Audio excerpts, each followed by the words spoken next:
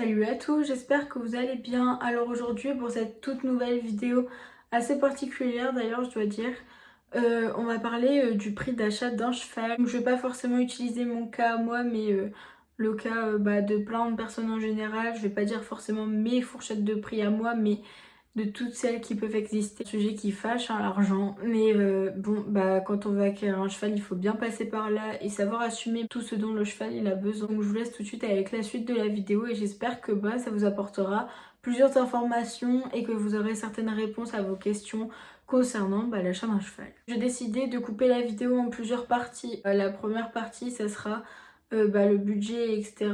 Ce qu'il faut avoir comme argent, l'argent de côté qu'il faut aussi avoir, la pension, combien ça coûte, les frais vétos, etc. Donc vous retrouverez tout ça dans la vidéo et donc vous saurez à peu près ce que demande un cheval en budget par an. La question du budget, c'est vraiment genre quelque chose à prendre réellement en compte et pas du tout à la légère. Le plus difficile financièrement, je dirais que c'est pas l'achat du cheval, mais c'est son entretien tout au long de sa vie. Il faut aussi avoir de l'argent de côté si jamais le cheval il a un accident ou quelque chose comme ça. Il faut que du jour au lendemain on puisse subvenir à ses besoins. Si jamais il faut qu'il se fasse opérer, l'emmener vite en clinique, etc. Ça monte souvent vers 5 000 € et parfois bien plus. Donc je pense qu'il faut vraiment savoir subvenir à ces besoins-là si jamais il en a besoin. Donc quand même avoir de l'argent de côté, il suffit pas d'acheter un cheval, mais il faut aussi savoir tout contrer entre guillemets et tout faire pour son bien. Il faut savoir que le budget d'un cheval il varie selon déjà beaucoup de facteurs comme l'âge, la race, la discipline qu'il va faire, si c'est pour du sport ou du loisir. Ça dépend aussi de la région où vous vous trouvez. Souvent les prix ils sont pas pareils, par exemple en Haute-Savoie, à Paris ou dans le nord de la France comme chez nous. Vraiment ça varie, donc c'est des facteurs aussi à prendre beaucoup en compte. Son alimentation, elle peut varier aussi en fonction si c'est un cheval de sport ou un cheval de loisir. Il faut prendre en compte le prix des équipements. J'en ferai une vidéo totalement consacrée au prix des équipements du cheval qu'il faut entre guillemets prendre au minimum. Après ça dépend aussi si vous avez décidé de faire des concours ou simplement du loisir, pas monter votre cheval ou quoi. Forcément les prix varient énormément. Du coup en premier on parle de l'achat du cheval. Il dépend de sa race, il dépend de son âge, il dépend de ses capacités, de son palmarès, ça dépend de ses origines. Par exemple si vous avez un cheval de 2 ans avec des super bonnes origines mais comme il n'est pas débourré, il coûtera moins cher qu'un de 5 ans qui a été débourré par exemple, ou un autre avec les mêmes origines mais qui a déjà concouru et gagné de nombreux prix, il coûtera encore plus cher. Enfin ça dépend vraiment. Et il faut savoir aussi que avant tout achat d'un cheval, il y a aussi la carte de propriétaire à acheter pour se déclarer. Donc la carte de propriétaire elle coûte environ 20 €. Voilà, donc ça c'est un achat que vous aurez à faire une seule fois dans votre vie, sauf si vous achetez plusieurs chevaux du coup, mais pour un cheval c'est à faire qu'une seule fois, vu qu'une fois que vous avez payé la carte, il n'y a plus besoin de la payer vu que vous serez propriétaire. Si vous avez choisi d'acheter un cheval de assez haut niveau, il faut avoir aussi notamment le budget qui va avec, en fonction de si il fait du loisir ou de la compétition. Pour un cheval de loisir, le prix forcément il va être moindre qu'un cheval de compétition. Donc ça reste du coup uniquement pour le plaisir.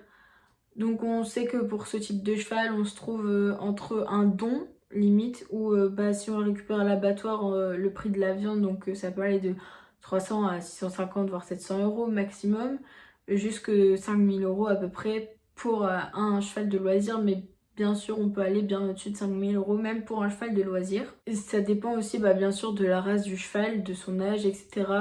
Enfin, de tous ces facteurs. Pour un cheval de compétition, on va plus tourner autour de 5 à 20 000 €. Ça dépend, encore une fois, de sa discipline, de son palmarès, de son âge, de sa race, de ses origines. Enfin bref, ça dépend vraiment aussi beaucoup de ça.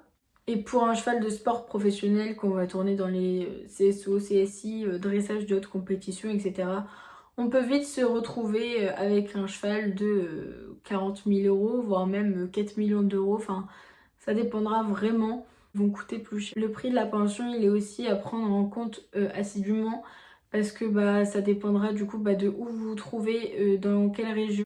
Dans le Nord-Pas-de-Calais en tout cas, entre 300 et 400 € environ, 360 € pour dans un centre équestre. Moi pour mon cheval qui est en pension de propriétaire, je paye 190 € pendant 7 mois, donc pendant l'hiver, et 120 pendant qu'il est en pâture l'été. pendant 5 mois. Voilà, donc ça me revient à peu près à 1930 € par an, sans compter tous les autres frais qu'il y a à côté. Sinon ça peut être beaucoup plus cher, comme je vous dis, dans des pensions où c'est à 360 € par mois ou même 400. Donc moi vraiment c'est un prix qui est très très très peu élevé. Après forcément bah, j'ai la carrière qui va avec. Enfin c'est pas une carrière forcément de bonne qualité, mais bon, moi qui veux surtout me faire plaisir, côté chemin bah, pour la balade etc, c'est vraiment ouf. Donc après ouais, ça dépend vraiment de ce qu'on veut et ce qu'on veut faire avec notre cheval, mais sinon ouais, on tourne environ aux alentours de 400, 350, 400 € pour une bonne écurie par chez nous. Il faut savoir que aussi les chevaux de compétition, ils ont besoin de plus de rations, de compléments souvent aussi. Et du coup, bah, ça dépend. Ils ont besoin aussi de terrain bah, d'assez bonne qualité, avec du bon sable, etc. pour s'entraîner et pour ne pas se blesser. Donc ça forcément bah, ça fait que le prix des pensions il augmente en fonction des chevaux qu'on a. Pour des chevaux de loisirs du coup bah, ça peut être entre 100 et 300 € et pour des chevaux de compétition ça peut être entre 300 et 5 à 600 € même. Enfin genre c'est vraiment cher, mais bon par chez nous on trouve moins d'écuries à 500 €, c'est plus ouais, du 400-450 €. La nourriture du cheval elle doit aussi être prise en compte comme je vous disais. Si elle est comprise bah, dans le forfait de l'écurie bah, c'est bien, mais pour les gens qui ont les chevaux chez eux, ils doivent aussi payer les granulés et le fourrage avec. Donc il faut savoir que le granulé et le fourrage ça revient à peu près 600 € par an. Enfin de mon expérience à moi, vu que j'ai une jument chez moi et ça m'a coûté environ ça. Après moi elle était pas sur paille, elle était sur copeaux, donc ça revenait encore plus cher. Mais du coup ouais, ça revient à peu près à cette tranche là, donc on est à peu près à 1000-1200 € par an en tout, avec tous les frais dont ils ont besoin. Ça va encore, enfin c'est moins cher que de l'avoir dans une écurie. Prendre en compte et surtout pas à la légère les frais vétérinaires. Donc qui dit frais vétérinaires dit maréchal ferrant. Pour nous c'est environ 30 € pour un parage et allez, 60 à 90 € pour un ferrage à faire toutes les 6 à 8 semaines à peu près. C'est quand même un budget à prévoir qui est assez conséquent vu que ça a réitéré assez souvent. Après forcément il y a des ferrures qui peuvent coûter bien plus cher que 90 €, 105 €, 110, 120. Mais voilà, pour ceux de base, on a entre 30 et 90 €. On a aussi le vaccin à faire une fois par an contre la grippe et le tétanos qui coûte environ 50 € par an. Sachant que bah, ces vaccins, ils sont pas obligatoires, mais c'est quand même mieux de les faire. Le vermifuge à payer, qu'on peut le donner entre 2 et 4 fois par an, entre guillemets. Moi, je le donne 2 fois, une fois à la rentrée en pâture et une fois à la rentrée en box. Moi, personnellement, ça me revient environ 45 € par an. Mais pour ceux qui le font 4 fois, j'irai entre 80 et 90 € par an à tout casser. L'ostéopathe à faire venir 1 à 2 fois par an. Donc l'ostéopathe c'est 70 € la séance et parfois il y a des ostéopathes qui font une contre-séance mais qui est gratuite. Donc moi personnellement pour mon cheval je paye 70 €.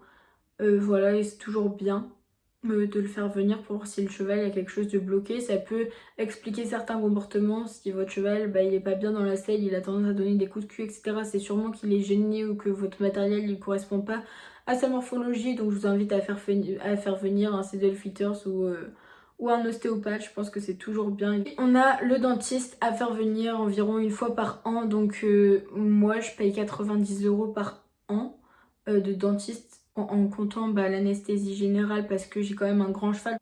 C'est mieux de pratiquer l'anesthésie. Donc ouais, moi je paye 90 € par an et après bah, s'il y a des dents de loup ou quoi à enlever, ça peut aller jusque 250 €. Autour de 90 € pour moi, il y en a qui payent 60 €, mais c'est pour ceux qui décident de pas faire d'anesthésie à leurs chevaux et qu'il n'y a pas de dents ou quoi à enlever, c'est juste du limage. Mais ouais, du coup moi je paye 90 €. Vous pouvez aussi décider de prendre une assurance pour votre cheval.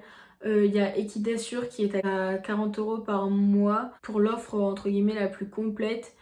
Qui compte du coup les blessures, les coliques, les frais d'équarrissage, etc. Enfin, elle prend vraiment tout en compte et on est bien remboursé, c'est vraiment super. Mais du coup, voilà, c'est 40 € par mois, donc je trouve ça pas du tout excessif. On est à peu près à 500 € par an. Alors forcément, qui dit acheter un cheval, du moins à vie, dit qu'il faut aussi payer des frais d'équarrissage, malheureusement. Mais il faut s'y attendre parce que bah, les chevaux, c'est quand même des êtres vivants et comme nous humains, bah, il meurt un jour et du coup bah voilà, il faut quand même prévoir dans son budget, bah, si jamais le cheval il meurt du jour au lendemain, on ne sait pas pourquoi. Il faut quand même avoir de l'argent de côté aussi pour pouvoir payer bah, les frais d'équarrissage. Donc là, les frais d'équarrissage, ça dépend vraiment. Je m'y connais pas trop dans ces prix-là. J'ai essayé de faire une recherche où comme quoi on sera environ 200 € pour un grand cheval de frais d'équarrissage. Donc forcément si on a un poney c'est moins et si on a un cheval de trait c'est plus. Mais voilà, moi je m'attendais à un truc genre 3000 € etc. Donc voilà. Et moi je vais sûrement faire appel aussi à une entreprise qui permettent d'incinérer les chevaux, c'est Orsia, mais par contre ça coûte beaucoup plus cher et les frais de déplacement ils sont du coup à vos frais parce qu'ils viennent pas vers vous pour le cheval, mais vous pouvez récupérer les cendres de votre cheval et ça je trouve que c'est vraiment top. Mais du coup là on part sur un vrai budget qui est un peu plus de 1500 €. Voilà, tu sais pas comment ton animal va terminer, quoi. Et en plus de ça, quand ils partent à l'écarissage, ils peuvent finir au farine animale, ce qui est vraiment trop bien.